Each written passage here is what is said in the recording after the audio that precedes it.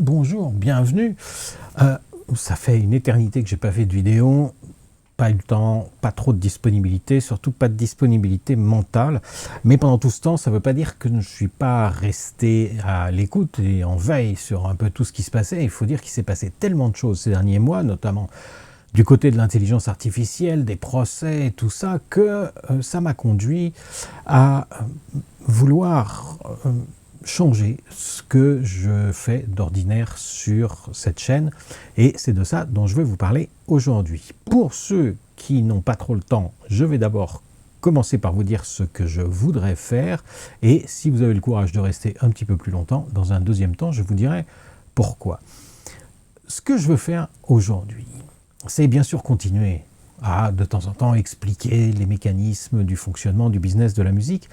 Mais au-delà de ça, ce que j'aimerais bien faire, c'est commencer à expérimenter les outils qu'on peut trouver aujourd'hui, qui sont mis à notre disposition pour essayer de développer ce que j'appellerais une économie parallèle de la musique par rapport à l'économie mainstream, qui se porte très bien, mais pour très peu de personnes, et souvent pas celle qu'on imagine. Et à côté de ça, il existe aujourd'hui tout un tas de choses qu'on peut faire, et ça concerne tout un tas de sujets, pas seulement la production musicale et les outils de la production musicale, mais aussi la protection des données personnelles, le contrôle qu'on peut avoir sur son image, sur sa biographie, sur ses dates de concert, comment essayer d'optimiser un peu tout ça et de garder la maîtrise, à la fois sur nos données, tant dans notre vie quotidienne, chez nous, on pourra parler de tout un tas de choses, comment configurer un ordinateur, comment configurer un routeur, pourquoi pas, et comment utiliser tous ces nouveaux outils qui ont en commun d'être, pour la plupart d'entre eux, open source et décentralisés. Et on voit avec l'actualité que ça devient chaque jour de plus en plus important d'être au moins informé sur ce qu'il est possible de faire quand le système qui est censé marcher ne marche plus. Mais évidemment, ça, c'est quelque chose que je ne peux pas faire tout seul face à ma caméra. Raconter les histoires de contrats, des histoires de business, ça oui, c'est facile. Mais expérimenter des choses, ça, c'est quelque chose que j'ai envie de faire avec vous, en même temps, en live. Ou peut-être pas, mais ou peut-être que si. Et c'est pour ça que je fais cette vidéo aujourd'hui, c'est pour que vous me disiez ce qui, à votre avis, serait pertinent. Est-ce qu'on fait du live sur YouTube? Est-ce que c'est mieux de faire du live sur Twitch? Est-ce qu'à côté de ça, on met en place quelque chose qui est plutôt un forum de type Discourse? Ou est-ce que c'est plutôt, au contraire, un serveur de chat type Discord? En attendant, bien sûr, d'explorer ensemble les outils open source décentralisés qui aussi permettent de faire la même chose, souvent mieux, parce que nous sommes pas loin de 2000 maintenant sur cette chaîne. Alors évidemment, à l'échelle de YouTube et des gros chiffres et tout ça, c'est pas grand chose.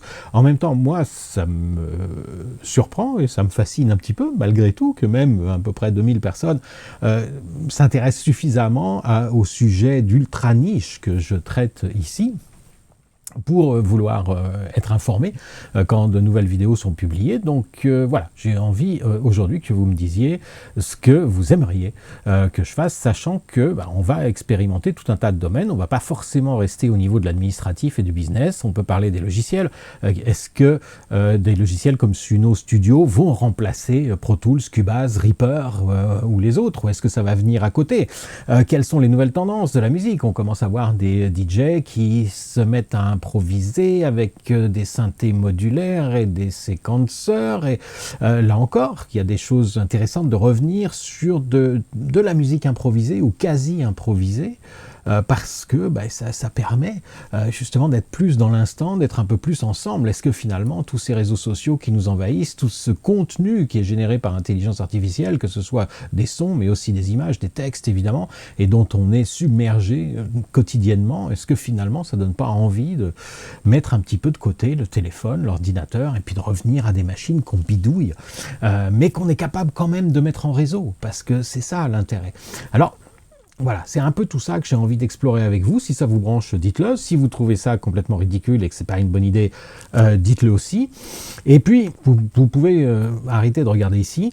Mais si vous avez envie de continuer à regarder, que je vous explique pourquoi j'ai envie de faire ça. Parce que avec toutes ces histoires d'intelligence artificielle, ce qui s'est passé, c'est que petit à petit, j'ai eu comme la sensation que justement, le fait que je parle de musique business, que ce soit sur cette chaîne ou pour les étudiants qui ont le malheur de devoir me supporter en présentiel à longueur d'année, plus le temps a passé ces derniers mois, et moins j'avais l'impression de parler de musique business, et plus j'avais l'impression de faire en fait un cours d'histoire, de raconter le music business tel qu'il était, grosso modo, entre 1950 et puis 2020 et quelques, 2022, avec l'avènement et la publication pour tout le monde de ChatGPT. Ça, c'est quelque chose qui a commencé pas à m'ennuyer, parce que c'est toujours des sujets passionnants, mais à me faire ressentir une espèce de décalage avec ce qui est en train de se passer.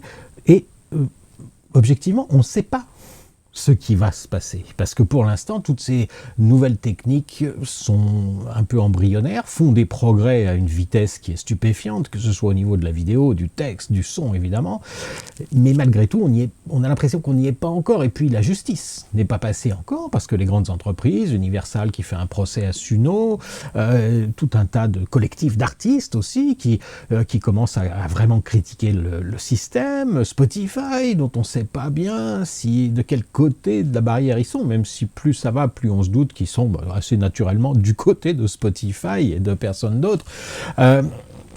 Et toutes ces choses-là, c'est un peu ça qui me donne envie de faire autre chose, d'essayer d'autres choses, et d'essayer cette économie parallèle de la musique, qui serait plus basée sur le direct to fan, en fait. Le fait d'essayer de supprimer et de contourner au maximum les intermédiaires, les plateformes, les distributeurs, et jusqu'aux banques. Pourquoi pas? Si on se met à parler de crypto-monnaie, on voit bien ce qui est en train de se passer aujourd'hui entre l'Union européenne d'un côté, avec Christine Lagarde, et la Banque centrale européenne qui essaye de mettre en avant l'euro numérique, qui est assez inspiré par ce qu'ont fait les Chinois avec le yuan numérique.